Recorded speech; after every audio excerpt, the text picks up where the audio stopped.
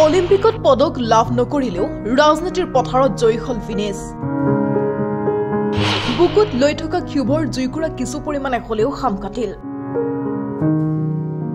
বিজেপিক পৰাস্ত কৰিহে এৰিলে ভিনেছে। এই যুঁজ দেশৰ আটাইতকৈ শক্তিশালী দমনকাৰী শক্তিৰ বিৰুদ্ধে আছিল। অৱশেষত জয়ী হল ভিনেছ। শাসক পক্ষৰ বিৰুদ্ধে বৃহৎ বিজয় সাব্যস্ত কৰিলে ভিনেছ ফগাটে। অলিম্পিকত পদক লাভ নকৰিলেও ভাগ্যই তেওঁক সহায় কৰিলে ৰাজনীতিৰ ক্ষেত্ৰত। অলিম্পিকৰ মঞ্চ আদালত সকলোতে পৰাজিত হোৱাৰ পিছত ৰাজনীতিয়ে যেন আছিল প্ৰতিবাদৰ একমাত্ৰ মঞ্চ। বুকুত কঢ়িয়াই ফুৰা জুইকুৰা লৈয়ে ৰাজনীতিত যোগদান কৰিছিল ভিনেছে আৰু প্ৰথমবাৰৰ বাবে ৰাজনীতিৰ পথাৰত নামিয়ে সাব্যস্ত কৰিলে বৃহৎ বিজয়। তাকো শাসক পক্ষৰ বিৰুদ্ধে। নিৰ্বাচনী ভোটগণনাৰ প্ৰথম পৰ্যায়ত যথেষ্ট পৰিমাণে পিছ পৰি ৰৈছিল ভিনেছ।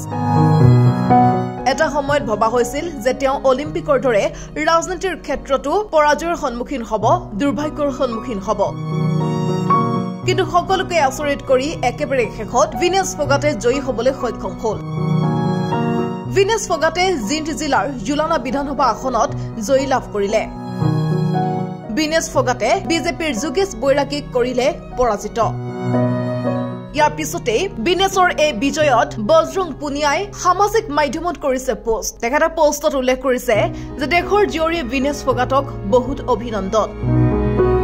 এই যুঁজ কেৱল এক জুলানা আসনৰ বাবেই নহয়, ই কেৱল ৩ বা ৪জন প্ৰাৰ্থীৰ সৈতে নহয়, ই কেৱল দলৰ বাবে যুঁজ নহয়। এই যুঁজখন দেশৰ আটাইতকৈ শক্তিশালী দমনকাৰী শক্তিৰ বিৰুদ্ধে আছিল আৰু ভিনেছ ইয়াত বিজয়ী হ'ল।